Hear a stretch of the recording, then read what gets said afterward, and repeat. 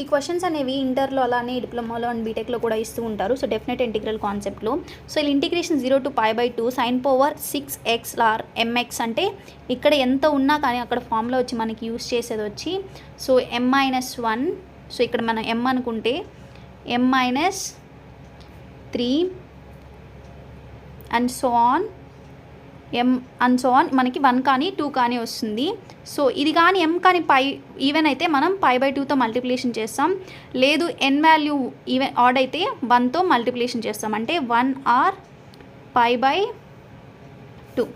So by formula ఇంకా ఉంది, m into m-2 into m-4 and so on. Okay, ఇది into.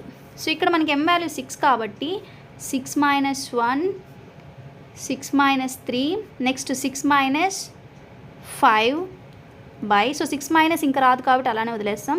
And 6 into 6 - 2 6 - 4 next ఏంటి 6 - 6, so రాదు. So 6 అనేది ఈవెన్ కాబట్టి π/2తో మల్టిప్లికేషన్ చేస్తాను. So 5 into 3 into 1/6 into 4 into 2 into π/2. So 3 1s are 3 2s are. So మనకు ఆన్సర్ ఎంత వస్తుంది 5π/32 ఈజ్ ద ఆన్సర్.